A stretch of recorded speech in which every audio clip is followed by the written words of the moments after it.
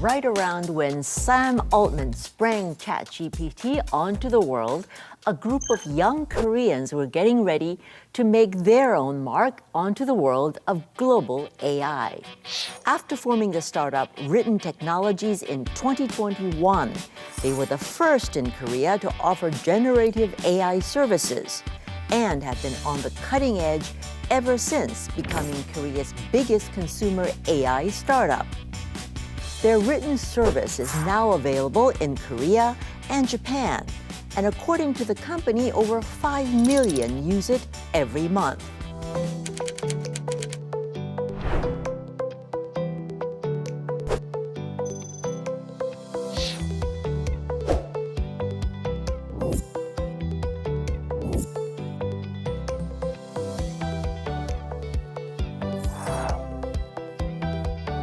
Our globalist today, Dong-jae, is one of the founding members and tells us why his company is the darling of Korea's tech startups and is being courted by investors from around the world.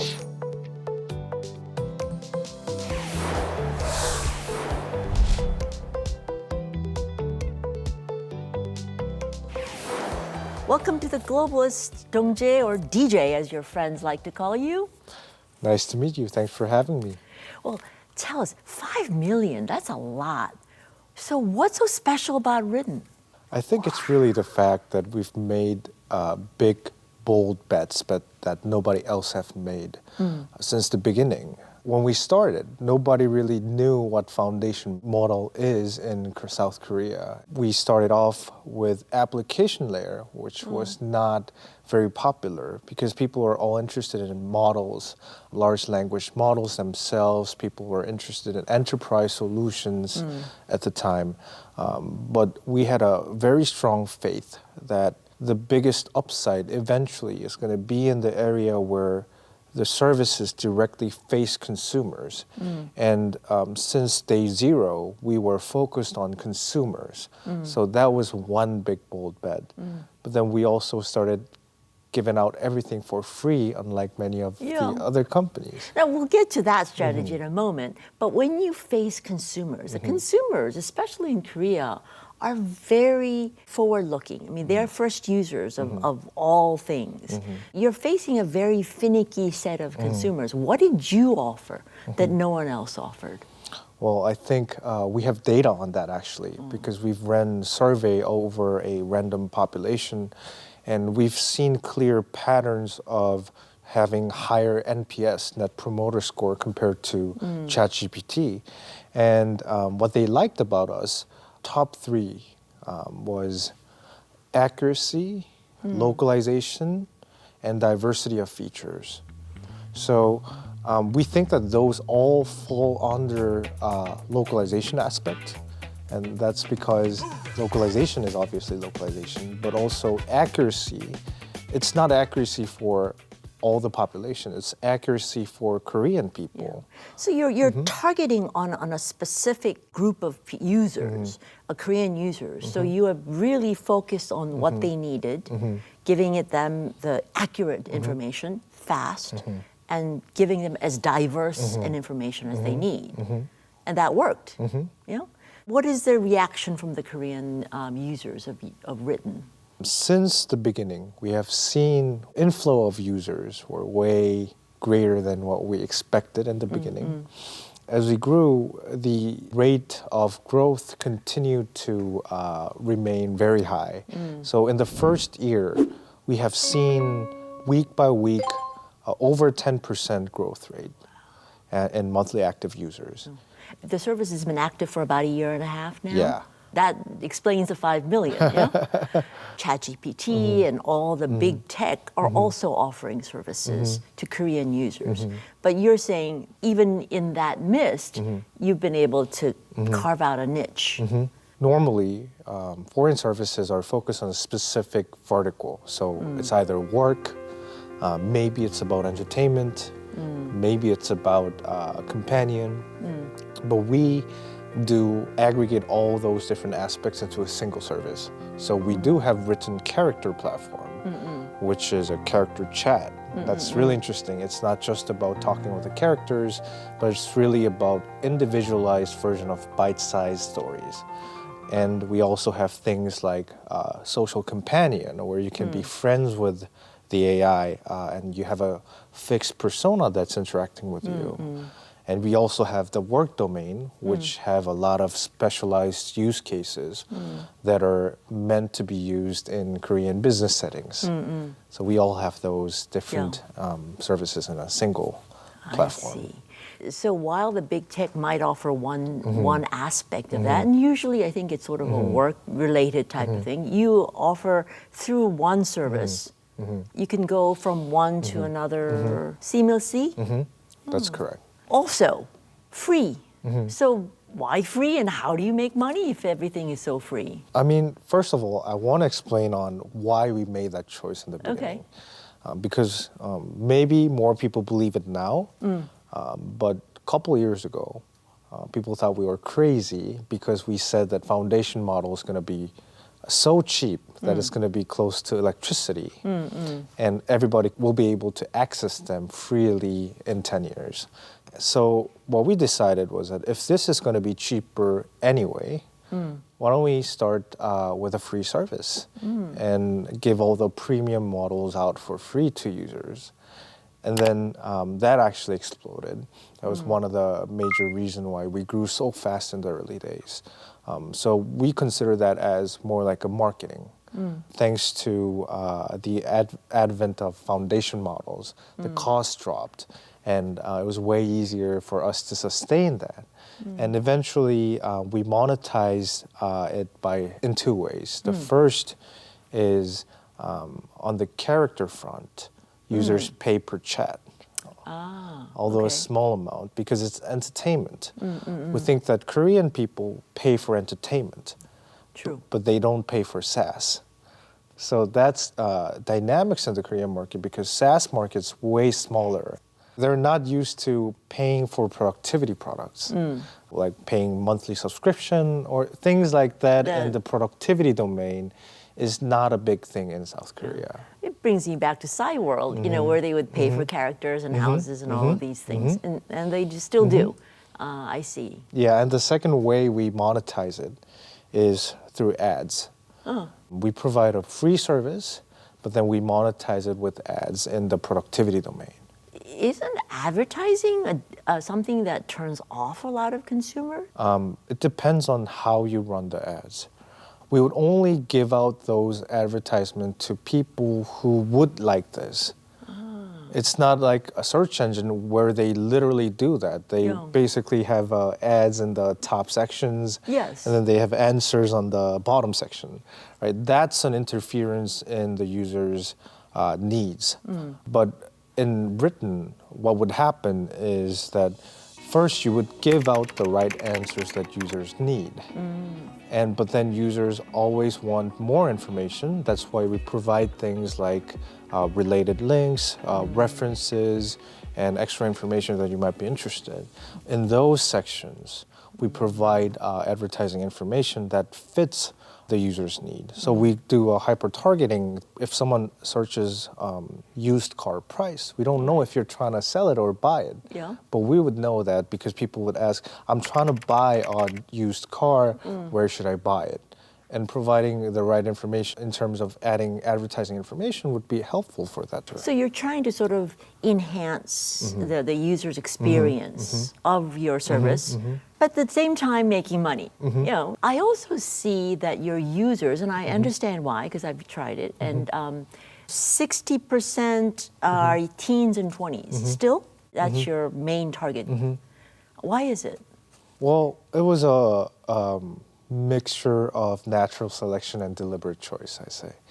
Because in the beginning, we have seen some interest from college students and some students, and they had a higher engagement. We have seen those hints, and last year what we did was we deliberately focused our marketing efforts into those segments strategically. And the reason being that we already had a lot of presence of Gen Z, I guess, in our platform. So That's our strength, but also they showed higher engagement and they had more frequent needs because they're either young adults or college students or high school students, which means that they have more use cases to use AI. I would think naturally, because a younger generation is more used to working with services like Written as a part of their daily life. But do you have plans to expand your age group? Oh, yes. How would you do that? The plans for this year, we're going to simplify the service to a great extent. And we do that by providing a persona companion, which is like the social companion. We blend it with the productivity features. So we have plans to do that. And when we do that, it will be more like talking to a fixed persona, a companion that will help you out. But you can also talk about your daily matters to that.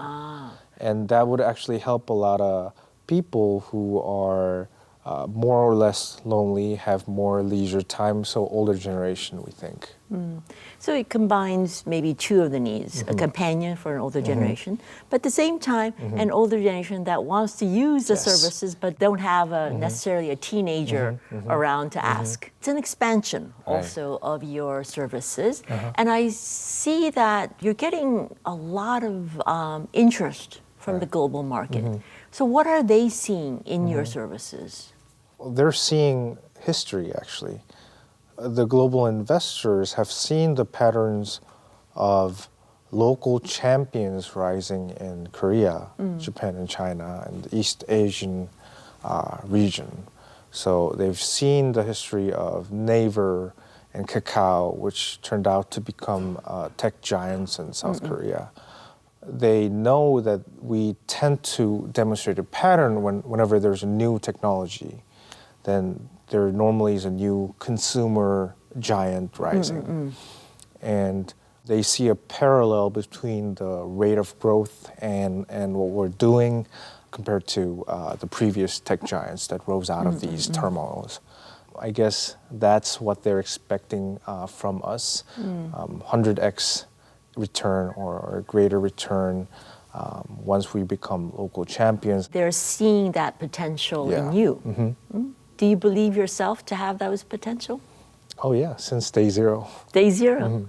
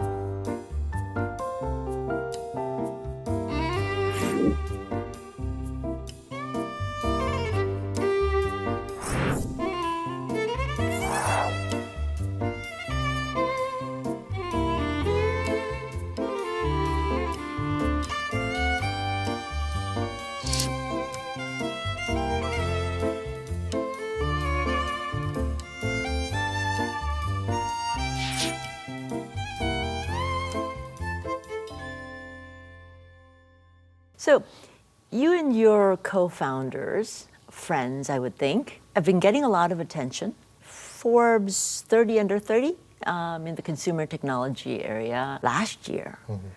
So tell us how this formation started. Were you friends from the beginning? What happened? We're more like co-workers from the beginning since we're in high school. High school? Yeah. So what happened was during high school, our founder and CEO, Noah, started a volunteering organization where you would teach students how to write and present academically. So that was a nonprofit attempt. And the organization grew really fast. It became the biggest of its kind, a scholaristic conference of youth in Asia. after a few years. We had 30,000 people attending the events. So what happened in 2020, though, was that there was COVID. Okay. And we had to cancel all the venues. And we were on debt Yeah. because of that. Yeah. Because we had to give back all the registration fees. They wouldn't give us back the venue fees. Yep. So the cancellation fees were too big. So we turned everything online. That allowed us to regain registration fees quite quickly and make up for those cancellation fees eventually. We're in debt for like 100K, but we could pay it back in 2 months. Oh, it's quite a turnaround. That's when we realized, okay, if you add technology on top of what you were doing, then it will always scale way better. So what we ended up doing was seeking for technologies that could actually help people be more creative, help people express themselves. Then we came across things like GPT-2, and that's when we started getting into it. So the four of you, one of you was the head of the volunteer organization.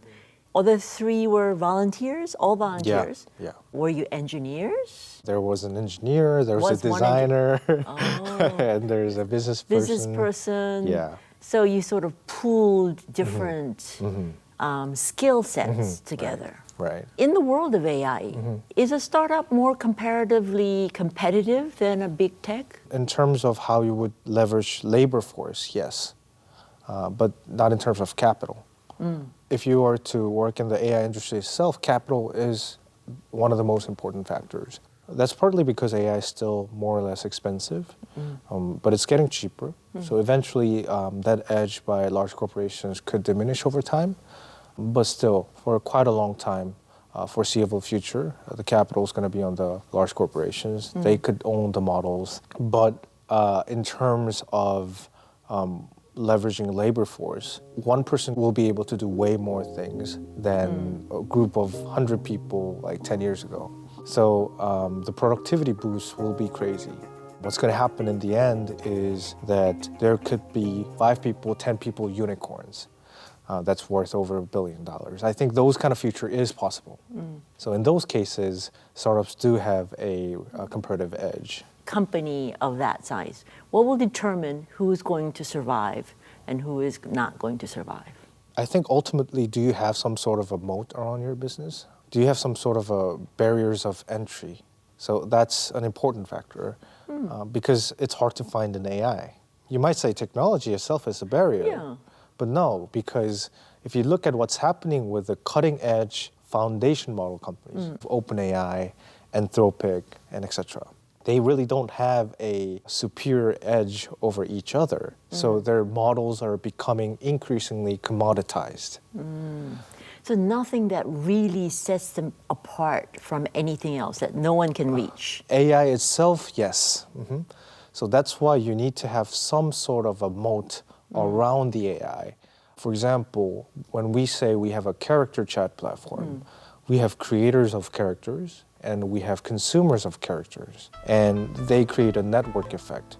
As we have more users, then we will have more creators, and creators will create more characters, and eventually characters will attract more users, and they will keep them locked into our platform instead of other platforms. So that's an example. So that maintains your moat around your AI. A lot of big tech are creating generative AI services everywhere, and it seems to be at this point that they are taking over. But you don't see that lasting long term? If we're talking about traditional big techs like Google, Microsoft, Amazon, I mean, we're not sure about the impact of those services they launched recently. We'll see what happens throughout the future. But as of now, we are yet to see a lasting impact from those products. I would say perhaps ChatGPT is the only case globally that matters at this point, that would actually change people's lives. And that's perhaps the reason why we consider ChatGPT as the competitor in our market as well. They're probably the only competitor we have in this market. That's a good competitor to have. You know?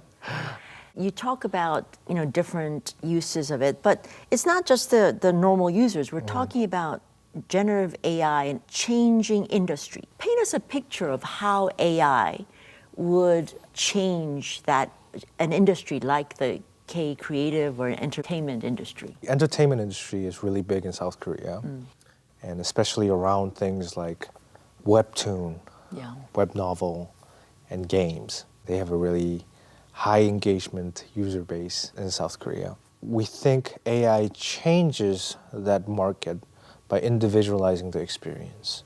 Have you tried TRPG? TRPG is basically a RPG game, role-playing game, where everybody gets to have a role. It's a mixture of game and storytelling. So they will play out those roles.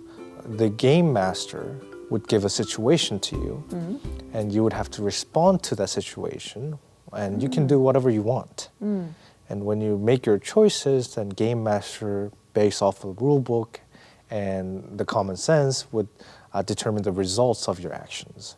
And the story progresses by everybody taking turns. So that's the kind of the experience that our character chat platform is providing to users. Because if you think about it, it's not a fixed story.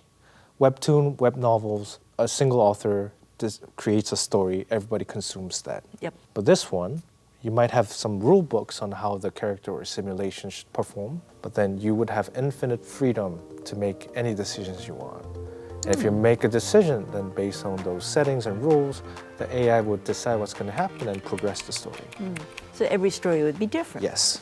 It could actually go further than that because what's happening in the graphic generative AI field right now is that you are able to create 3D images and videos real time using AI. Although it's a little slow and it takes a lot of money to do that now, but like any other technology, it's going to be cheaper and faster. And once that becomes more usable, we would say that it could be a real-time individualized gaming experience. Gaming, movie making. Yes, and it's individualized in the real time. And everybody will have a unique storyline that's going on for themselves. So I don't know how to call it. We call it character chat right now because it's just in the form of a character chat. But I think that's going to be a whole new immersive experience in the future. It's an entirely different arena of what you would think your interactive experience would be. Do you think that this world of AI that you're opening is good for humans to be humans, or are we just getting tied onto a machine? I think that there are scenarios where things can go wrong. If there's some sort of an authoritarian coercion on how we should use those AIs, for example, if I'm in an authoritarian regime and if we're serving AI to customers, if they force us to use AI in a specific manner, or if we were forced to make the AI lean towards a specific left or right side, then that could create a disaster, we think. So that's one risk that we are concerned about in long term. But also, we talked about, would we be basically tied to machine all the time? I think we're already there. We're already sort of emotionally, habitually, physically dependent on smartphones, because whenever you don't have a smartphone around you, you're always anxious. We're already tied up to machine anyway, so I don't think it's going to get any worse than that. Well, I guess it's upon you, the first movers of this area, to make sure that we are moving in the right direction. Where is Ɂ튼 going? Korea, Japan at the moment. I hear the Middle East, I hear Southeast Asia. What are your expansion plans? So in Japan, we're going to focus a lot more on the character chat because they have a bigger web novel and webtoon market in Japan. So we're going to work on the entertainment sector more actively in Japan throughout this year and next year. In the Middle East and some parts of North America as well, we're actually preparing an open source tech B2B product. And the open source tech B2B project is really about agents. So agent is AI system that could act on behalf of you. So it's not just about talking to you, creating content, and etc. If you ask it to scrap all of our conversation over email and then summarize it and then send it to your Google Docs, then agent would do that for you. So it's actually not specific one-on-one services, but a comprehensive Yes. person. Multi-action agent. Yeah, that's what we call it. So that one's going to be an open source project. And that one's going to have a B2B angle in terms of business model. And it's pretty exciting in terms of the early reviews of tech enthusiasts. Well, something to look forward to. Yeah. Well, the best of luck. Thank you. And I hope you come visit us again. It's a fascinating world. We'd love to see how it evolves over time. Looking forward. Yeah. Thanks for having me today. Thank you for coming. And that's it for me. I'll be back next week with another globalist who's putting Korea on the map. Sun Jie out.